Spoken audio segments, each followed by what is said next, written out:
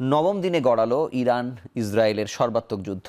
৪ শতাধিক প্রাণহানি, গুরুত্বপূর্ণ অবকাঠামো ধূলিসাতের পাশাপাশি সীমাহীন অর্থনৈতিক ক্ষতির শিকার দুদেশই। চলমান যুদ্ধে পরোক্ষভাবে জড়িয়ে গেছে বিশ্বের পরাশক্তিরা। কূটনৈতিকভাবে সমস্যা সমাধানের আশাও ক্ষীণ হচ্ছে দিন দিন। কথা বলাই যায়, এই যুদ্ধের প্রভাব পড়বে মধ্যপ্রাচ্য সহ সারা বিশ্বেই যদি অব্যাহত থাকে এই যুদ্ধ। তবে তৃতীয় পক্ষের ভূমিকা ব্যাপকভাবে স্পষ্ট হচ্ছে। এসব পর্যবেক্ষণ নিয়ে আজকের এখন প্রকাশ নাম দিয়েছি যুদ্ধের তৃতীয় পক্ষ। অতিথি হয়ে এসেছেন অধ্যাপক এম শাহিদুজ্জামান, অধ্যাপক আন্তর্জাতিক সম্পর্ক বিভাগ, ঢাকা বিশ্ববিদ্যালয়। সঙ্গে আরও আছেন মেজর অবসরপ্রাপ্ত জামান, নিরাপত্তা ও পলিসি বিশ্লেষক। আপনাদের দুজনকে স্বাগত জানাচ্ছি আমাদের অনুষ্ঠানে। আমি একেবারে শুরুতেই মেজর অবসরপ্রাপ্ত জামান, আপনার কাছে জানতে চাই যে তৃতীয় পক্ষ আমরা আসলে বললেই আমেরিকার নাম চলে আসে, আবার অন্যান্য অনেকগুলো পক্ষ আসলে আছে। মানে তাদের ভূমিকা তো স্পষ্ট হচ্ছে, কিন্তু এই ভূমিকাটি আসলে যুদ্ধকে কত বেশি তীব্র করবে বা এটি আরও কত ক্ষতি বাড়াবে, নাকি এটা শান্ত করার ক্ষেত্রে কোনো ভূমিকা রাখতে পারে? আসসালামু আলাইকুম সুধী দর্শক শ্রোতা মণ্ডলী, আপনাকে মোবারকবাদ এবং আমার সহজ আলোচক আপনাকে সালাম ও শুভেচ্ছা। আজকের এই বিষয়টা, আজকে নবম দিন, কিন্তু নবম দিনে আরও আরেকটা যুদ্ধ চলছে অলরেডি, ইউক্রেন এবং রাশিয়ার। কিন্তু এই মধ্যপ্রাচ্যের এটা হওয়াতে ইসরায়েল, যেটাকে অনেকেই বলেন যে যুক্তরাষ্ট্রের ৫১তম রাষ্ট্র, কিন্তু এটা আবার স্বাধীনভাবে অনেক কিছু সিদ্ধান্ত গ্রহণের সক্ষমতা আছে, যেটা অন্য কোনো রাজ্যের নেই। জি। এবং ইসরায়েলের লবি এত স্ট্রং, তারা যুক্তরাষ্ট্রের অনেক স্পর্শকাতর পলিসিও পরিবর্তন করতে তারা সক্ষম। এবং যুক্তরাষ্ট্রের নির্বাচনে তাদের একটা বিশাল প্রভাব। কয়েকদিন আগে আপনার একটা নোট দেখলাম, সেখানে বলা হচ্ছে যে যে সমস্ত সিনেটর এবং কংগ্রেসম্যান আছেন, তাদের মোর দ্যান 80% হচ্ছে জিউস লবির, অর্থাৎ আচ্ছা, এটা তো সুতরাং তাদের সক্ষমতা বোঝানোর জন্য এই তথ্যগুলো আমি উপস্থাপন করলাম। আচ্ছা, তার আগে আর কয়েকটা তথ্য একটু আমি মনে করি যে এখানে প্রাসঙ্গিক হবে বলা, তাহলে দর্শকদের জন্য মূল্যায়নের সুবিধা হবে বর্তমান পরিস্থিতি এবং কিভাবে নবম দিনেও ইরান কিভাবে টিকে আছে, ইরান কিভাবে প্রতিঘাত করছে, ইসরায়েল এখনো কিভাবে টিকে আছে, সেগুলো বোঝার জন্য আরও কয়েকটাগুলো প্রিলিমিনারি তথ্য আমি উপস্থাপন করছি। সেটা হচ্ছে ইরানের আয়তন, আমি ঠিক ওইভাবে বলবো না, তবে আমাদের ইরানের আয়তনটা হচ্ছে আপনার ইসরায়েলের আয়তনের ৭৪.৪২ গুণ বেশি, আর ২২,১৪২ স্কোয়ার কিলোমিটার, যেটা আমাদের মনে করেন একটা ডিভিশন সাইজ বা তার থেকে একটু বেশি হবে। সব ডিভিশনের আয়তন তো একরকম না। জনসংখ্যা প্রায় ১ কোটির মতো, আর এখানে তার ভিতরে আবার ২০ লাখ হচ্ছে আপনার আরব বংশোদ্ভূত, তাদের এই টোটাল জনগণের। এবং ইসরায়েল এমন একটা রাষ্ট্র, যে রাষ্ট্র অনেক রাষ্ট্রের যে জায়গায় তাদের নিজস্ব জনবলই বেশি থাকে, জনগোষ্ঠী বেশি থাকে, পরে ওই জায়গা থেকে যোগ হয়। কিন্তু ইসরায়েল এমন একটা রাষ্ট্র যেখানে ওই যে এলাকায় এখন প্রতিষ্ঠিত হয়েছে, সেই ফিলিস্তিনি এলাকায়, ওখানে তাদের অবস্থান ছিল প্রায় 10% যখন রাষ্ট্র ঘোষিত হয়, এই বেলফোর ডিক্লিয়ারেশনের মাধ্যমে 1917 সালে। তারপরে পৃথিবীর বিভিন্ন প্রান্ত থেকে এই ইসরায়েলেরা আসছে। এই তথ্যটা কেন দরকার? কারণ ইসরায়েলি জনগোষ্ঠীর এই ভিতরে অভিবাসীরা বেশি, এবং তারা মনে করে স্থিতিশীল ইসরায়েল হলে তাদের ইনকাম ভালো, অন্যান্য অনেক সুযোগ সুবিধা তারা পাওয়া যাবে। আর তারা বিভিন্ন দেশের থেকে এসছে, আবার এখানে অসুবিধা হলে তারা ওখানে চলে যায়। সো এরকম একটা অভিবাসী জনগোষ্ঠী নিয়ে ইসরায়েল রাষ্ট্রের টিকে আছে। তো এই যে টিকে আছে অভিবাসী জনগোষ্ঠী, এই আক্রমণ বা সাংঘর্ষিক অবস্থা হলে তখন তারা চলে যেতে থাকে, যেটা মানে 2023-এর অক্টোবরে হামাসের আক্রমণের মাধ্যমে শুরু হয়েছিল। তখন অনেকে চলে গেছে, এখনো যাচ্ছে, আবার এখন চলে যাচ্ছে। এখন তাদের এয়ারপোর্ট বন্ধ করে দিয়েছে, কারণ নৌপথে তারা চলে যাচ্ছে। এখন তারা গিয়ে আপাতত সাইপ্রাস বা এরকম মানে নিকটবর্তী এটা কি জায়গায় আসলে ইসরায়েল রাষ্ট্র নিজেরাও চাইছে তারা চলে যাক আপাতত? না না না চায় না। কারণ হচ্ছে কি, আপনাকে মনে রাখতে হবে যে আপনি যতই হাইটেক ব্যবহার করেন, যুদ্ধে জনশক্তি, জনবল একটা বিরাট ফ্যাক্টর, বিরাট ফ্যাক্টর। জি। তো যদি এই সমস্ত লোক এইভাবে চলে যেতে থাকে, তাহলে তাদের ওই জায়গায় একটা মনোবল হারানোরও একটা ব্যাপার জনবল হারানোর আছে, এবং জনবল হারানো মানে আছে যারা থেকে যাচ্ছে তাদের আবার মনোবল হারানোর একটা ব্যাপার আছে। জি, জি। এবং যুদ্ধে মনোবলটা অতি গুরুত্বপূর্ণ, যেটা ইরান এত প্রতিকূলতার মধ্যে, আমি ইরানের যদি মানে তারা তো রাস্তায় পর্যন্ত চলে আসছে, মানে জি একাত্মতা পোষণ করার। জি জি জি রাইট। ইরানের এই জায়গায় ইসরায়েলের পাশাপাশি আমি ইরানের আরেকটা তথ্য দিই, সেটা দর্শকদের জন্য সুবিধা হবে বুঝতে। দেখেন, আমি 1953 সালে ইরানের নির্বাচিত প্রধানমন্ত্রী মোসাদ্দেককে আমেরিকা এবং ব্রিটেন তারা ষড়যন্ত্র করে হত্যা করে। সেটা নির্বাচিত ছিল, তারপরে শাহকে তারা বসালো। এখন এই শাহর মাধ্যমে তারা তাদের উদ্দেশ্য হাসিল করত। পরে 1979 সালে যে ইসলামিক বিপ্লব হলো, তারপরে ইরান তার সেই হাজার বছরের সভ্যতার গর্বকে ধারণ করা শুরু করলো। জি। এবং এখানে অতি গুরুত্বপূর্ণ একটা বিষয় হচ্ছে, ইরানের মানুষ যে মারা গেছে, এই যে এখন যে সংঘর্ষ চলছে এই যুদ্ধের মধ্যে, তাদের মারা গেছে, কিন্তু মারাকে তারা শহীদের মৃত্যু মনে করে, দেশের জন্য মরছে। সুতরাং এই যে মানে এই যে এত কমান্ডার মারা গেল, রাইট, নতুন করে দেয়া হচ্ছে, তাকে আবার হত্যা করা হচ্ছে, এটা নিয়ে তারা খুব একটা মাথা ব্যথা না করছে না। এবং আমরা আজকে দেখলাম যে খামেনি তিনিও কিন্তু তার ক্ষমতা বলা যায় ডিস্ট্রিবিউট করা বা অন্যকে দেয়া, মানে নির্ভর হতে চাইছেন, যেন উনি যেন না থাকলেও উনি মারা গেল যেন এটা চালিয়ে নেওয়া যায়। আপনাকে অনেক ধন্যবাদ এই তথ্যটা দেওয়ার জন্য। এটার আমি একটু ব্যাখ্যা করছি, তার আগে বলে রাখি, দেখেন সে 1979 সাল থেকে ইসলামিক বিপ্লব হওয়ার পর থেকে আমেরিকা এই রাষ্ট্রটা টিকে থাকুক সেটা কিন্তু কোনোভাবেই চায়নি, এতভাবে। এবং পৃথিবীতে এমন কোনো রাষ্ট্র নেই যে এত প্রতিকূলতার মধ্যেও আজকে মাথা সোজা করে দাঁড়িয়ে আছে। এবং এই মাথা সোজা করে দাঁড়িয়ে থাকাটাই তাদের হচ্ছে আত্মিক শক্তি। আমি স্যার আপনার কাছে আসবো, অধ্যাপক এম শাহিদুজ্জামান, আপনার কাছে জানতে চাই যে আমরা যদিও বিষয় দিয়েছি তৃতীয় পক্ষ, কিন্তু এখানে আসলে তৃতীয় পক্ষ কি আসলে বেশি ভূমিকা পালন করছে, নাকি ইসরায়েল নিজেই তৃতীয় পক্ষকে ভূমিকা পালন করার জন্য ব্যাপকভাবে উস্কে দিচ্ছে, যেটি আমি দেখছি, আসলে আমরা দেখতে পাচ্ছি? ধন্যবাদ। আমার ধারণা প্রথম পয়েন্টটাই সঠিক। ইসরায়েল যতটুকু না উদ্বুদ্ধ করছে আমেরিকাকে, মার্কিন যুক্তরাষ্ট্রই হচ্ছে মূল হোতা।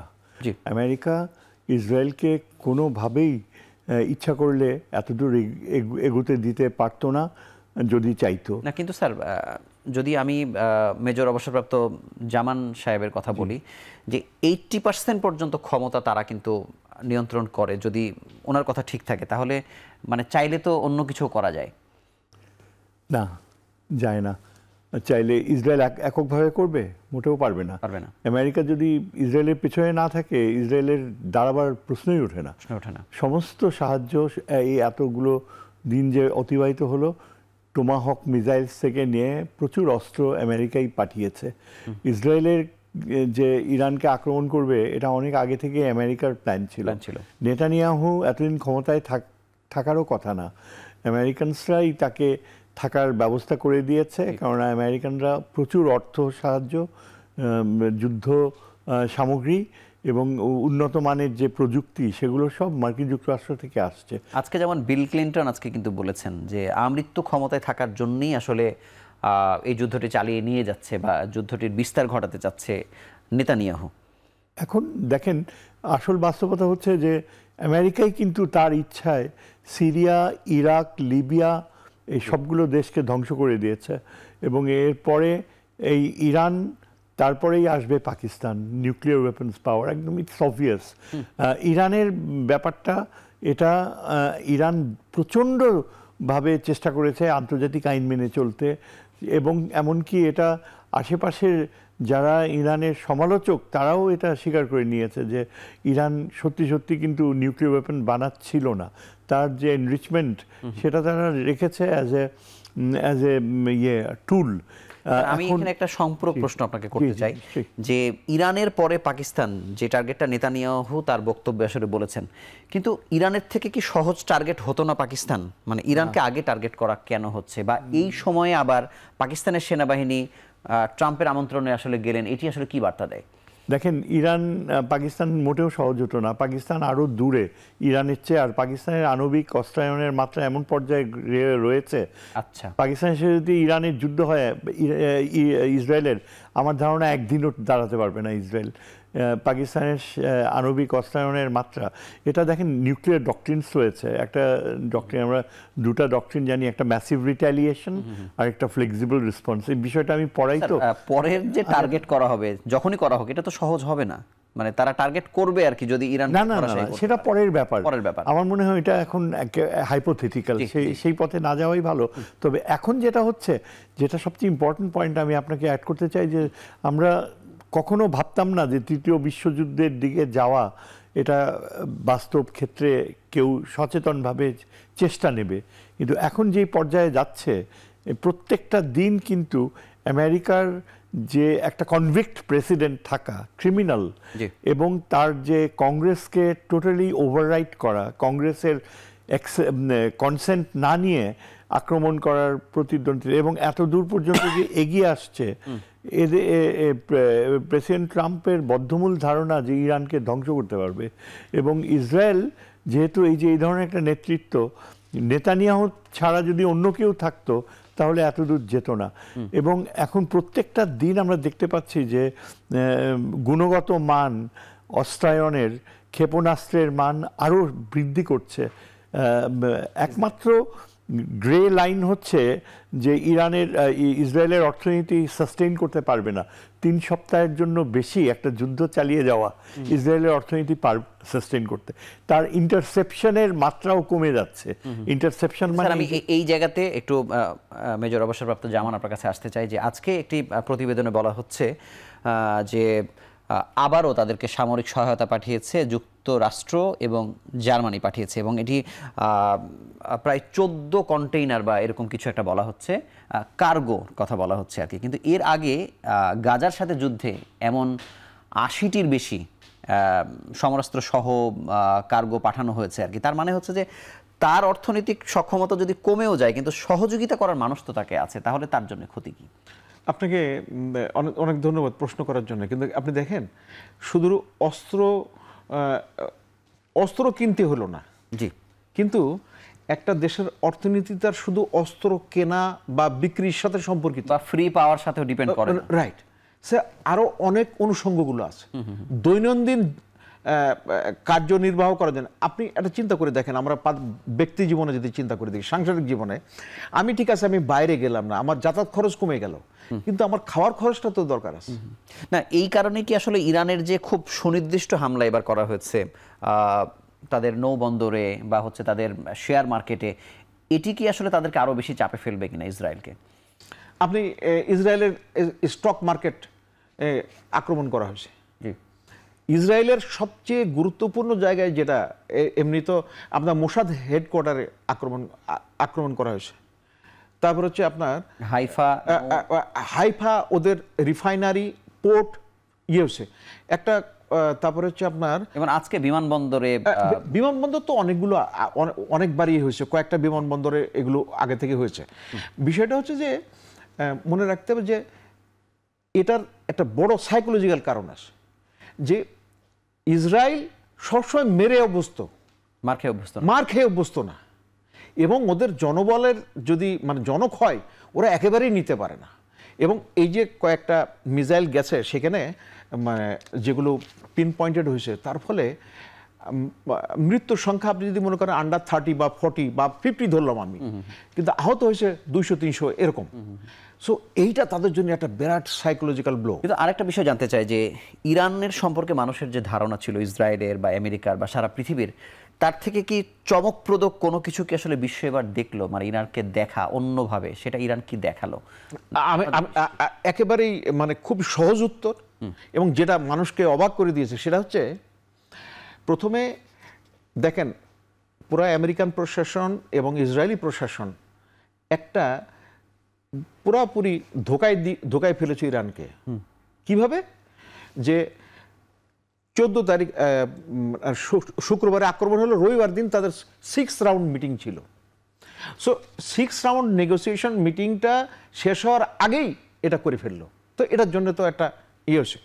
2 নম্বর হচ্ছে এই ইরানের এই আক্রমণটা বহুত আগে থেকে পরিকল্পনা করা, এবং এই বিরাট দেশ, বিভিন্ন ভাবের জনগোষ্ঠী আছে, এবং সবচেয়ে মজার ব্যাপার হচ্ছে যে আমাদের ইরানের সাথে ভারতের সাথে খুব ভালো সম্পর্ক। এটা হচ্ছে জ্বালানি তেল কেনে, চাবাহার পোর্ট থেকে সেন্ট্রাল এশিয়া যাওয়ার জন্য রোড তৈরির ক্ষেত্রেও ইরানের সাথে কাজ করছিল, এবং অনেক ভারতীয় এই যে আপনার ইসরায়েলিদের মোসাদের খপ্পরে পড়ে গেছে, এবং কয়েকজনকে ইতিমধ্যে ফাঁসি দেওয়া হয়ে গেছে, এবং গুপ্তচর বৃত্তির যে কথা বলা হয়।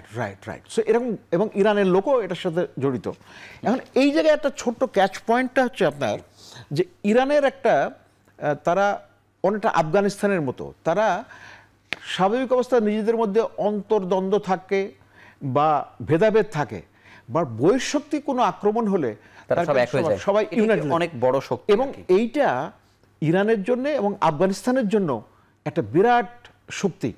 এই ক্ষেত্রে পাকিস্তানও এই ভারতের সাথে যুদ্ধ লাগলে কিন্তু তারা পাকিস্তান আবার সবাই এক হয়ে যায়, ওদের মধ্যে কোনো ভাগ নেই। অধ্যাপক এম শাহিদুজ্জামান, আপনার কাছে জানবো, বিরতির আগে আপনি বলছিলেন যে এই যুদ্ধ 3 সপ্তাহ বা 1 মাস চালিয়ে নিয়ে যাওয়া সম্ভব না, অনেক কঠিন হবে, অর্থনৈতিক ধস বা নানা কিছু। কিন্তু এ কারণেই তো আসলে ইসরায়েল চায় যে আমেরিকা এখানে যুক্ত হোক। কিন্তু আমেরিকা যুক্ত হওয়ার পেছনেও কিন্তু অনেক ধরনের ধোঁয়াশা, নাটক নানানভাবে তৈরি করার চেষ্টা করছে। এটি এমন হতে পারে যে ইরান যেহেতু তার সক্ষমতা দেখাচ্ছে, সেই জায়গায় হয়তো সে সহজেই চাইছে না, কিন্তু যদি জড়িয়ে যায় তাহলে ঘটনাটি কেমন ঘটবে? আমেরিকা জড়িয়ে যাবে, এটা রিটায়ার্ড আমেরিকান জেনারেলসরা সবাই নিশ্চিতভাবে গত 2 দিন থেকে বলতেছে। হ্যাঁ, কেন ইমিডিয়েটলি জড়ালো না, 2 সপ্তাহ সময় চাইলো? আমেরিকান রিটায়ার্ড অফিসারসরা বলতেছে 2 সপ্তাহটা লাগবে। আমেরিকান নেভাল ফ্লিট এসে ওই বাম্পার বাস্টার্স যেগুলা ঢুকবে, ঢোকানোর জন্য দরকার B-1 বম্বার, এগুলা প্লেস করতে, স্ট্যাটিস্টিক্যাল ডাটা ইন্ট্রোডিউস করতে 2 সপ্তাহ লাগে। তার মানে যদি ধরে নেই যে আমেরিকান অংশগ্রহণ নিশ্চিত, সেখানে একমাত্র যে বাধা থাকতে পারে সেটা হচ্ছে রাশিয়া ও চীনের ওয়ার্নিং। চীন বলছে যে ইরান হইল আমার আর্টারি, আমার রক্তনালী, এনার্জি সাপ্লাই। ইরান ধ্বংস হওয়া মানে চীন ধ্বংস হওয়া। চীন বলে, আর পুতিন অলরেডি ওয়ার্নিং দিয়ে দিচ্ছে, একদম স্ট্রিক্ট ওয়ার্নিং, যে ইফ আমেরিকা অ্যাটাকস ইসরায়েল তাহলে রাশিয়া চুপ করে থাকবে না। ইরান এইভাবে বলেছে স্যার। হ্যাঁ, এই কারণে এরকম পটভূমি আজকে আপনি দেখেন, চেক করে পুতিন বলে দিচ্ছে স্টার্ন ওয়ার্নিং। ভাষা, রাশিয়ানরা কিন্তু ইংরেজি ভাষা যে ব্যবহার করে না, কূটনৈতিক অর্থ, ফ্র্যাঙ্ক মানে হইলো মুখের উপর শুনে দিছি। হ্যাঁ, স্টার্ন ওয়ার্নিং মানে আই মিন বিজনেস।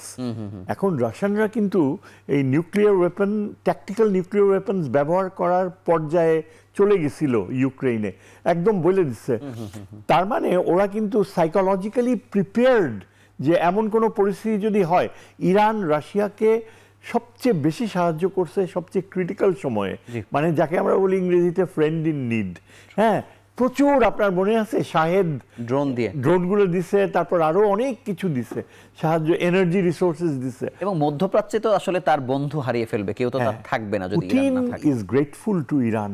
পুতিন বিশ্বাসঘাতকতা করবে না। পুতিন বলছে যে আমেরিকান যদি বাম্পার বাস্টার ইউজ করে, যদি ইসরায়েলকে লেলিয়ে দেয়, রাশিয়া সরাসরি ইনভলভড হবে।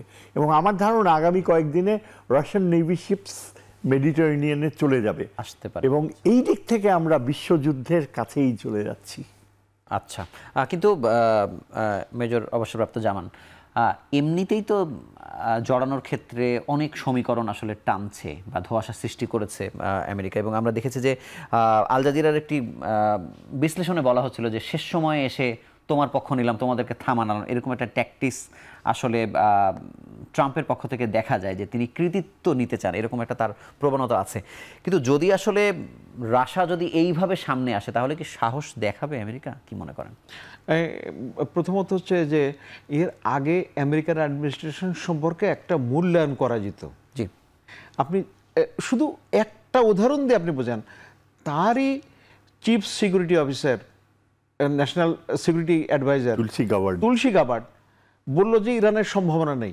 উনিও তো ইউটার্ন নিলেন, রাইট না, কিন্তু তাকে যখন বলা হচ্ছে উনি তো এটা বলছেন, তো বলছে সে বলছে না আমি ওটা বিশ্বাস করি না। তার মানে তার নিজেরই এত কাছের না, কিন্তু তিনি তো আবার ঘুরে আসলেন, এখন তো আবার বলছেন যে না। এটা তো প্রেসিডেন্ট ক্যান বি রং, খুশি করার জন্য। এটা তো তাহলে তো কন্ট্রাডিক্ট করে গেল, থাকে না আর কি। রাইট। সো এখন হচ্ছে কি, তো ট্রাম্প সাহেবের এই যে মানে আপনার এত আনপ্রেডিক্টেবল ক্যারেক্টার, কোন জায়গায় কি হবে বলা মুশকিল। তবে একটা জিনিস, উনি একটা বিজনেসম্যান, তো বিজনেস স্বার্থ খোঁজার চেষ্টা করেন। যেমন ইউক্রেনের সাথে একটা চুক্তি করলেন যে তুমি যদি আমাকে এগুলো দাও, এখন ওখান থেকে আর বাঁচাতে পারছে না। এখানে অতি গুরুত্বপূর্ণ একটা বিষয়, এটা আমি বড় ভাইকে অনুরোধ করব এই বিষয়টা আর একটু এমপ্লিফাই করার জন্য। দেখেন, চীন, রাশিয়া এবং ইরান একটা ট্রায়াঙ্গুলার কোঅপারেশন তৈরি হয়েছে, যেখানে চীন, আমরা যেটা জানি কথিত, যেটা উল্লেখিত, সেটা হচ্ছে $400 বিলিয়ন তার বিনিয়োগ, 400 বিলিয়ন। আর যুদ্ধের সময়ে বিশেষ করে প্রথম দিকে ড্রোন দেব, সেই শাহেদ ড্রোন রাশিয়া এখনো ব্যবহার করছে ইউক্রেনের এগেনস্ট, এবং কামানের গোলা, এটা দিয়ে ইরান সাহায্য করছে। সুতরাং এই যে যুদ্ধের সময়ে যে সঙ্গী, আমার মনে আছে দ্বিতীয় মহাযুদ্ধের মানে মিত্র, তো এই মিত্র অবস্থায় আপনাকে ইয়ে করবেন। তাছাড়া আপনি কাস্পিয়ান সাগর পার হয়ে ইউরোপে যাওয়ার জন্য যে একটা রোড নেটওয়ার্কের চিন্তা করাচ্ছে, সেটা তো আপনার ইয়ে জড়িত। একটু বলতে হবে। আর হচ্ছে চীনের যে আপনার বেল্ট অ্যান্ড রোড ইনিশিয়েটিভের একটা বড় হটস্পট হচ্ছে আপনার ইরান এবং ওই সেন্ট্রাল এশিয়ার মধ্যে দিয়ে, এবং ট্রেনে করে তার তেল যাচ্ছে। কাজে মনে রাখতে হবে, এখানে চীন কিছুটা একটু খুব ওপেনলি ওইরকম একটু কথা বলে না, কিন্তু এবার যথেষ্ট কড়া বিবৃতি দিয়েছে তাদের স্ট্যান্ডার্ডে। আচ্ছা, আর রাশিয়া যদি ইউএসএ কে বক ডাউন করতে পারে এখানে, তাহলে তার ওইদিকে সমর্থন, মানে যে ইউক্রেনের যে সাহায্য করার যে প্রবণতা, মানে আপনার ডিপ স্টেট, মানে আমেরিকা ডিপ স্টেট যেভাবে সাহায্য করছিল, আপনি দেখেন খুব গুরুত্বপূর্ণ এইটার একটা সাদৃশ্য সামনে আনাটা। রাশিয়াতে স্ট্র্যাটেজিক বোম্বার, যেগুলো চুক্তি অনুযায়ী দৃশ্যমান থাকতে হবে, কোনো হ্যাঙ্গারে থাকা যাবে না, সেটার উপরে আক্রমণ করলো। সে আক্রমণ করছে 3টা ইন্টেলিজেন্স অর্গানাইজেশন, সিআইএ, ব্রিটেনের MI6 আর হচ্ছে মোসাদ। তো পুতিন কিন্তু এটা ভুলে যায়নি যে মোসাদ এটা করছে, আর মোসাদ কার? ইসরায়েলের। সুতরাং এই অবস্থায় এই যে এখন ইরান যেভাবে পাল্টা আঘাত এনেছে, যেটা জীবনে কোনোদিন হয়তো এদের কল্পনাই ছিল না, এবং সর্বশেষ যে হাইপারসনিক মিসাইল, আমেরিকারও এখনো পর্যন্ত হাইপারসনিক মিসাইল নাই। কাজেই এই অস্ত্রের ব্যবহার করছে, এবং সমর্থন যে কিভাবে আসছে, এবং আমার ব্যক্তিগত মূল্যায়ন যে হাইপারসনিক মিসাইল টেস্ট করছে, শুধু যুদ্ধক্ষেত্রে টেস্ট করছে আপনার পুতিন, মানে রাশিয়া। তো ওরাও বোধহয় টেকনোলজি অনেকভাবে সাহায্য করছে যাতে করে হাইপারসনিক তারা ব্যবহার করতে পারে। অধ্যাপক এম শাহিদুজ্জামান, ইরান, ইসরায়েল তো বারবার আসলে চাচ্ছে যে এই স্থাপনাগুলো ধ্বংস করার জন্য আমেরিকার সহযোগিতা তার দরকার, কিন্তু এটি এত বড় বোমা বা এত ব্যাপ্তি এটির, মানে সেটি আসলে মারবার আগে আসলে অনেক ধরনের সমীকরণ আসলে আমেরিকাকে আসলে কষতেই হবে। পারবে না কেন? দেখেন, বাম্পার এইগুলো 30,000 পাউন্ড ওজন, এর পেনিট্রেট করে 100 মিটার। হ্যাঁ, 100 মিটার, এর নিচে কিন্তু যেতে পারে না। আর ইরানের ইনস্টলেশনসগুলো 500 মিটার, 1000 মিটার এরকম নিচে। তার মানে কি এখন পর্যন্ত যত হামলা পারমাণবিক স্থাপনাতে করা হয়েছে, কোনো কি ক্ষতি হয়েছে? আমরা যেমন শুনছি যে ক্ষতি তো কিছুটা হয়েছে। রাশিয়া ওয়ার্নিং দিচ্ছে যে আমাদের এখানে কর্মীরা কাজ করছে, একটির ব্যাপারে বলা হয়েছে, একটি অন্যগুলোও হবে। বুশের ব্যাপারে বলা, রাশিয়ার কিন্তু এটা একটা এক্সকিউজ না, মানে একটা সলিড মানে তার প্রেজেন্সটা, সে আমেরিকাকে ওয়ার্নিং দিতেছে যে আমরা রাশিয়ানরা যদি এখানে কেউ মারা যায় বা কিছু ক্ষতি হয়, আমি পাল্টা আঘাত করব। আমার কাছে এটা ওই আপনার 1962 কিউবান মিসাইল ক্রাইসিস, আমি জানি না আপনাদের প্রজন্ম দেখছে কিনা, একদম তৃতীয় মহাযুদ্ধের দ্বার প্রান্তে চলে আসছিল, যে কিউবাতে রাশিয়া নিউক্লিয়ার মিসাইল বসাইছে, আমেরিকা বলে এগুলা 24 ঘন্টার মধ্যে না সরাইলে থার্ড ওয়ার্ল্ড ওয়ার। ক্রুশ্চেভ বলে সরাবো না, দেখি তুমি করো কিনা। একদম ওয়ার অফ নার্ভ, শেষ মুহূর্তে ক্রুশ্চেভ উইথড্র করলো যখন বুঝলো যে আমেরিকা সত্যি সত্যি আঘাত করবে। এইখানে আজকে এই প্রায় এতগুলা বছর পরে আমরা এই তৃতীয় বিশ্বযুদ্ধের দ্বার প্রান্তে এই প্রথম এতগুলো, কিন্তু এটা ইজ মোর ডেঞ্জারাস বিকজ এখানে এরা রাজি হয়ে গেছে। রাশিয়ানরা ডেসপারেট একদম, মানে আমেরিকাকে মেডিটারেনিয়ান থেকে বের করবেই। দেখেন সিরিয়া নিয়ে গেছে ওই যে আমেরিকা, সিরিয়া আসাদ চলে যাওয়ার পরে রাশিয়া তার বেস হারাইছে মেডিটারেনিয়ানে। রাশিয়া অনেক কষ্টে সিরিয়া থেকে নিয়ন্ত্রণে আনছিল। এখন রাশিয়া চাইবে এই সুযোগে আমেরিকাকে মধ্যপ্রাচ্য থেকে বের করা। এবং দেখেন পাকিস্তানের প্রেসিডেন্টকে অনেকে বলছে যে তাকে টাকা দিয়ে কিনে ফেলছে। এটা কিন্তু আমার মনে হয় না এটা সত্যি। পাকিস্তানের আর্মি চিফ এই লোক এমনিতেই ফিল্ড মার্শাল হয়নি। ইন্ডিয়ার সাথে তার যে পারফরমেন্স, তার কারণে পাকিস্তান 30-40 বছরের যে ডিপ্রেশন, টেররিস্ট, ওইটা থেকে বের হয়ে এখন মাথা উঁচু। ইন্ডিয়া মোদিকে আমেরিকায় যাইতে দেয় নাই, মোদিকে ট্রাম্প দেখাও করে নাই। Modi is in a deep hole, আর পাকিস্তানের army chief is totally rising. কিন্তু আমার ধারণা আর্মি চিফ ট্রাম্পকে ওয়ার্নিং দিয়ে আসছে যে ভাই তুমি আমাকে আইনা এখানে অনার করছো, I am grateful to you. তোমরা যদি ইসরায়েলকে দিয়ে ইরানকে ধ্বংস করাও তাহলে পাকিস্তান পারমাণবিক অস্ত্র দিয়ে ইরানকে বাঁচাবে। এবং আই ক্যান টেল ইউ, আমার ধারণা এটা বলে আসছে, কারণ তা না হলে পাকিস্তানে আসিফ মুনিরের ফিরে যাওয়ার উপায় নাই। পার্লামেন্ট একদম ব্লান্টলি বলে দিচ্ছে পাকিস্তানে যে আমরা পুরোপুরি ইরানকে সমর্থন দেব। আর্মির জেনারেলসরা, পাকিস্তান তো চালায় জেনারেলসরা, সব জেনারেলস ইউনানিমাস যে যদি ইরানের উপরে ইসরায়েল ধ্বংস করে ইয়ে করে তাহলে পাকিস্তান সীমান্ত বন্ধ বিষয়গুলো আবার অস্বস্তি তৈরি করছে। এটা ওইগুলো তো দেখাবে, ওইগুলো তো করতে হবে। এটা হচ্ছে আমরা যেটাকে বলি এক্সিস্টেন্সিয়াল রিয়ালিটি, অস্তিত্বজনিত বাস্তবতা। ইরান ধ্বংস হলে পাকিস্তান ধ্বংস হয়ে যাবে, এটাই হচ্ছে। আমি আসবো মেজর অবসরপ্রাপ্ত জামান, আমরা যদি একটু অন্যদিকে যাই, তুরস্কের ব্যাপারে আমি দেখবেন যে বাংলাদেশের সোশ্যাল মিডিয়া বা বিভিন্ন জায়গাতে নানাভাবে ট্রল করা হচ্ছে যে উনি বিবৃতি ছাড়া কিছুই দিতে পারেন না, বা এবার যে ওআইসির সম্মেলন হলো সেখানেও ওই ঘুরে ফিরে ঘৃণা বা তাদের সমালোচনা করা, মানে ওআইসি কি আদৌ কি কোনো কাজ করে কিনা, বা কূটনৈতিক জায়গাতে তুরস্কের প্রেসিডেন্ট কোনোভাবে কোনো সহযোগিতা করতে পারছে কিনা, বা এখানেও তার একটা ব্যাপক ভূমিকা আছে কিনা? আচ্ছা, তার আগে একটা ছোট তথ্য দিয়ে নেই, যেটা বেশে জাতিসংঘে আমেরিকান যে রাষ্ট্রদূত আছেন উনি বলছেন যে মুখ ফুসকে বলে ফেলছে ইসরায়েল মধ্যপ্রাচ্যে বিশৃঙ্খলা, সন্ত্রাস ও দুর্ভোগ ছড়িয়ে যাচ্ছে। আসলে এটা হবে ইরান বলতে চেয়েছিলেন, পরে কারেকশন করছে, কিন্তু ড্যামেজটা হওয়ার হয়ে গেছে। তো এরকম মুখ ফুসকে অনেক সত্যি কথাই বেরিয়ে আসে। প্রথমত তুরস্কের নিজস্ব কতগুলো সমস্যা আছে।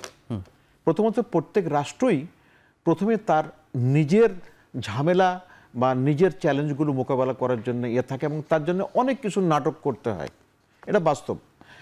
তো এই যে ইন্ডিয়ার সাথে পাকিস্তানের যে যুদ্ধটা হলো, সেটাতে কিন্তু তুরস্কে দারুণভাবে পাকিস্তানের পাশে এসে দাঁড়াইছিল। আচ্ছা, দারুণভাবে সমর্থন করছে। এটা মানে একেবারে চিন্তা করা যায় না যে এই পরিমাণ সাপোর্ট পাবে। ওদিকে চীন আর এদিকে আপনার আপনি কি সামরিক সহযোগিতা করার কথা বলছেন নাকি? আচ্ছা, আমি বলছি একটু কাইন্ডলি। তাহলে ওটা আমরা দেখলাম যে এটা শুধু লিপ সার্ভিস না, ট্রু, তার মানে প্রমাণ হলো যে এটা লিপ সার্ভিস না। এখন আপনি যদি খেয়াল করে দেখেন তুরস্কের সাথে অনেকদিন ধরে, যদিও ন্যাটোর সদস্য এখনো আছে, কিন্তু তুরস্ক নিজে মাথা উঁচু করে দাঁড়াক, কোমর সোজা করে দাঁড়াক, এটা কিন্তু ওরা চায় না। কারণ এই আপনার যে প্যালেস্টাইনিয়ান যে অংশটা আজকে ইসরায়েলের অবস্থান, সেটা আগে তুরস্কের অটোমান সাম্রাজ্যের অধীনে ছিল। কাজেই অটোমান সাম্রাজ্যের পুনর্ভাব, মানে পুনর্জন্ম, অথবা টার্কি এমন শক্তিশালী হয়ে উঠুক যে আবার তারা একটা প্রতিদ্বন্দ্বী হয়ে যাক, সেই পর্যায়েও কিন্তু তারা বাধা দিচ্ছে। সুতরাং এই চ্যালেঞ্জগুলো তাদের মাথায় আছে। তো সুতরাং আমার কাছে একেবারে টোটালি লিপ সার্ভিস মনে হচ্ছে না। যেমন ইসরায়েলের সাথে তুরস্কের খুব ভালো সম্পর্ক ছিল, কিন্তু সেই সম্পর্কটা ওই যে গাজাকে এড দিতে গিয়ে সেই এড বহরে হামলা করার কারণে ওদের সাথে সম্পর্ক দুর্বল হয়ে গেছে। এবং অনেক বাণিজ্য ছিল, দ্বিপক্ষীয় বাণিজ্য ছিল ইসরায়েলের সাথে, সেটাও ছেদ পড়েছে। এখন তুরস্কের ভূমিকাটাকে আপনি কিভাবে দেখেন? আমি আমার কাছে মনে হচ্ছে যে তুরস্ক অন দি রাইট ডাইরেকশন এখন। এবং উনি যে কথাগুলো বলছেন, এই কথাগুলোর একটা মূল্য আছে, শুধু লিপ সার্ভিস বলে মনে হয় না। কিন্তু উনি কিন্তু কূটনৈতিক এই সম্পর্ক জোরদারের ক্ষেত্রে কিন্তু সবার সাথে যোগাযোগের মধ্যস্থতার কাজটা কিন্তু করছেন। Right right right. এবং আরেকটা জিনিস, ইদানিং একটা কথা হচ্ছে, এটা খুবই সিগনিফিকেন্ট, মানে এটা কৌশলগত তার তাৎপর্য আছে, স্ট্র্যাটেজিক সিগনিফিকেন্স আছে। সেটা মনে করি ইসলামিক ফোর্স বলে একটা কথা কনসেপচুয়ালাইজ হচ্ছে, ধারণ করা হচ্ছে। এখন কতটুকু হবে কঠিন, সেটাতে না অসম্ভব হলে ন্যাটো হয়েছে। তা আপনি মনে করেন যে সবার তো দরকার নেই, যারা মিন করে, পাকিস্তান মনে করেন, ইরান মনে করেন, টার্কি মনে করেন, তো এরকম কয়েকটা, সৌদি আরবের ভিতরে নামটা আমি দেখলাম। সো যদি এই 4টা দেশও এক জায়গায় হয়ে যায়, এটা বিরাট ফোর্স হয়ে যাচ্ছে না? এখন আপনি ইরানের বিপক্ষে এই যে আরব দেশগুলোর যে একটা চুপচাপ অবস্থান বা তাদের সহযোগিতা না করা বা জর্ডানের সহযোগিতা করা ইসরায়েলকে, মানে এটি মানে কোনো ভূমিকা করছে কিনা? আপনাকে অনেক মোবারকবাদ এই প্রশ্নটা করার জন্য, এই প্রসঙ্গটা তুলে আনার জন্য। দেখেন, জর্ডান আর্থিকভাবে সবচেয়ে গরিব দেশগুলোর মধ্যে একটা। আচ্ছা, ওদের একটা বিরাট জনসংখ্যা কিন্তু ওই ফিলিস্তিনি, যারা ওখানে ইয়ে করছিল। তবে রাজতন্ত্রের স্বার্থে তাদের মানে আমেরিকা তথা ইসরায়েলের সাথে অনেক সমঝোতা করতে হয়। এর আগে তারা যুদ্ধও করছিল এই 67 ওয়ারে, কিন্তু সেই সময় যুদ্ধ তারা ভালো করতে পারে। মানে সেভাবে কোনো ক্ষতি করছে না আর কি ইরানকে, তাই বলছেন নাকি ক্ষতি করছে? ভালো ক্ষতি করছে, কারণ তারা ওই যে আমার মানে তাদের যুক্তি হচ্ছে যে আমার আকাশপথ দিয়ে ইরানি যদি মিসাইল যায় বা ড্রোন যায়, আমি তাদেরকে ভূপাতিত করব। লাভ যেটা হয়েছে যে একটা ড্রোন, কামিকাজি ড্রোন যেটা আত্মঘাতী, সে একটা ড্রোন নামাতে গেলে যে মূল্যবান তাকে মিসাইল ব্যবহার করতে হচ্ছে, তাতে কিন্তু ওই ইসরায়েলেরও খরচ বাড়ছে, যুক্তরাষ্ট্রেরও খরচ বাড়ছে। আর আরেকটা ছোট্ট এই জায়গায় আমি যোগ করি, আপনি আমার যেটা মনে হচ্ছে, উনি ইঙ্গিত দিলেন যে আমেরিকা যে এই জায়গায় আর একটু বকডাউন, অর্থাৎ একটু চেপ গেলে না, তার যে এবার মানে সবসময় যুদ্ধন্দেহী ভাবটা কমে যাবে। এটা তথ্য আপনার জন্য সাহায্য করতে পারে, দর্শকদের জন্য না যাবেন। আমেরিকার রাষ্ট্র প্রতিষ্ঠা হওয়ার পর থেকে 92% সময় তারা কোনো না কোনো যুদ্ধ বিগ্রহে জড়িত। সুতরাং এই ধরনের বকডাউন হয়ে গেলে তাদের আছে। আর আমেরিকার অর্থনৈতিক সক্ষমতা আগে থেকে কমে গেছে। জি, অধ্যাপক এম শাহিদুজ্জামান, দুটি বক্তব্য। ইসরায়েলের প্রেসিডেন্ট একবার বলেছেন যে আমাদের দীর্ঘমেয়াদে প্রস্তুতি নিতে হবে, যুদ্ধটি দীর্ঘস্থায়ী হবে। আবার এদিকে আজকে আবার প্রেসিডেন্ট ট্রাম্প বললেন যে ইসরায়েল জয়ের পথে, তাই তাদেরকে আমরা থামতে বলতে পারছি না। মানে কথাগুলো আসলে কন্ট্রাডিক্ট করে আর কি। আসলে আবার একই সাথে ইরান আবার যেভাবে মনে হচ্ছে যে প্রথম দিকে খুবই হামলা করছিল, একটু হামলার মাত্রা খুব স্পেসিফিক হামলা করার চেষ্টা করছে, এগুলোকে কিভাবে দেখছেন আপনি? আমার কথা হচ্ছে যে দেখেন, ট্রাম্প যেসব কথা বলে ইসরায়েলকে আমরা থামাতে পারছি না, typical Trump. He is a convict, একটা ক্রিমিনাল, তার জেলে থাকার কথা। আমেরিকার ইতিহাসে কখনো এরকম ঘটেনি, তারা কখনো জানেও না কি করতে হবে। একটা কনভিক্টকে ছেড়ে দিবে এইভাবে সিদ্ধান্ত নিতে? কংগ্রেস মানা করছে। কংগ্রেসের টম পেইন আজকেই বলছে ম্যাসাচুসেটসের যে কংগ্রেসের সিদ্ধান্ত, যুদ্ধে যেতে হলে কংগ্রেসের সিদ্ধান্ত ছাড়া তুমি যুদ্ধে যেতে পারো না, এটা অনৈতিক। ট্রাম্প যদি এখন সেটা করে একটা ক্রিমিনাল হয়ে, তাহলে আমেরিকায় সমস্ত মূল্যবোধ ভেঙে যাবে। Young generation totally against the war. রিপাবলিকানরা পর্যন্ত এই যুদ্ধের বিরুদ্ধে। আর হার্ভার্ড ইউনিভার্সিটির টাকা বন্ধ করে দিচ্ছে, $3 বিলিয়ন, কারণ ওরা এই যুদ্ধের চিন্তা করেন আমেরিকার ইতিহাসে এরকম কখনো হয়নি যে পুরা জাতি তারা এই যুদ্ধ চায় না, এই যুদ্ধ ইসরায়েলকে। আর এই ট্রাম্প এটা করছে। ট্রাম্পের আচরণ তো উন্মাদের মতো, এটা বোঝাই আমি যায়। একটু যেতে চাই যে এই যে ইসরায়েলের প্রেসিডেন্ট বলছেন যে দীর্ঘস্থায়ী হবে, তো দীর্ঘস্থায়ী যুদ্ধ করার অভিজ্ঞতা তাদের কেমন, ইরানের কেমন, সেই জায়গাতে আপনি যদি একটু বলেন। ইরানের তো ইরাকের সাথে যুদ্ধ করেছে, তাদের দীর্ঘ অভিজ্ঞতা রয়েছে। ইরাককে তারা অনেকাংশেই কিন্তু রক্ষা করেছে। ইচ্ছা করলে ইরাকের সভ্যতাকে তারা ধ্বংস করে দিতে পারতো, কিন্তু করেনি। ইতিহাস বোধ ইরানের রয়েছে। আমার বন্ধু যেটা বলছিলেন আমাকে বলার জন্য, যে ইহুদি ধর্ম তো থাকতো না, 3000 বছর পরে ইহুদিরা বিতাড়িত হয়ে অ্যাবসলিউটলি তাদের ধর্ম ধ্বংস হয়ে যেত। কিন্তু এই ইরানের সবচেয়ে শ্রেষ্ঠ সম্রাট সাইরাস ইহুদিদেরকে বেবিলনে আশ্রয় দিয়েছে, এবং সাইরাসের মৃত্যুর পর 400 বছর ইহুদিরা বেবিলনের থেকে ইহুদি ধর্মকে বাঁচিয়েছে। আজকে ইহুদিরা কখনো ওই কৃতজ্ঞতা বোধ দেখায় না, আমেরিকানরাও কিন্তু এটা বলে না। যে জায়োনিস্ট এবং ইহুদিবাদ যে দুটো কথা বলা হয়, মানে যারা আসলে ইহুদি তারা তো বলছে যে আমরা এই যুদ্ধের বিপক্ষে, কিন্তু জায়োনিজম সেটি তো আসলে তারা চাচ্ছে না। তারা জায়নিস্টরা হচ্ছে রেসিস্ট। তারা মনে করে যে তারা সবচেয়ে পবিত্র জুডিয়া, সামারিয়া, সমস্ত আরব বিশ্বের ওই ল্যান্ডগুলো প্রাচীন ইসরায়েলের অংশ। আজকেই আমি টিভিতে দেখলাম একজন বয়স্ক মহিলা অদ্ভুত, মানে ব্লাইন্ডলি বলছে যে আমরা আমাদের জুডিয়া, সামারিয়া আবার ফিরে পাবো। গাজা ধ্বংস হয়েছে, আমরা ইরান ধ্বংস হবে, আমরা, মানে শি প্যাশনেটলি বিলিভস, বুঝছেন, যে ইহুদিদের এটা নৈতিক অধিকার, আরব বিশ্ব ধ্বংস হয়ে যাক, আবার ইহুদি ধর্ম সমস্ত কিছু নিয়ে ফুটে উঠুক। কিন্তু এটা তো সম্ভব না। অবসরপ্রাপ্ত জামান, আমাদের হাতে সময় কম। আমি আপনার কাছে জানতে চাই যে আমাদের তো আসলে যুদ্ধ থামানোর কোনো পথ নেই, বাংলাদেশের কোনো বিষয় নয় এটি, কিন্তু মানে অবধারিতভাবে ধারণা করা যায় মানে এটি আসলে কোন জায়গায় গিয়ে থামতে পারে বা কি হতে যাচ্ছে, মানে আপনার কি বলে, অভিজ্ঞতা কি বলে? আচ্ছা, তার আগে দুটো তথ্য দেখি আপনাকে।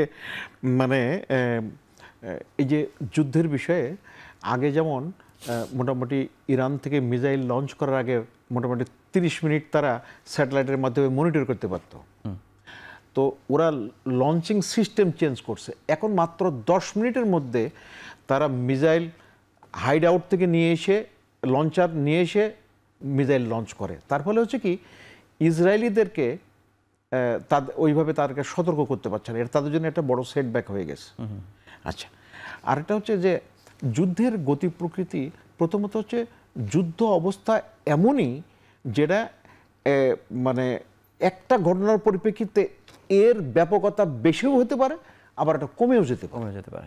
সুতরাং মানে এইটা আমি প্রথম কথাটা বলছি যে নির্দিষ্ট করে বলা খুব মুশকিল। আর যে মানুষটা নিয়ে আমরা কথা বলছি ডোনাল্ড ট্রাম্প সম্পর্কে, তার সম্পর্কে আমি জানি না তার সম্পর্কে কেউ কি ধরনের প্রেডিকশন করতে পারে, তাকে কেউ তো বিশ্বাস করে না। রাইট। সুতরাং এই আমরা যদি এই দুই ভেরিয়েবলটা আমরা সামনে রাখি, তাহলে বুঝতে সুবিধা হবে যে সামনের দিনগুলো একটু কঠিন হবে। তবে ইসরায়েল এ পর্যন্ত যে মার খেয়েছে,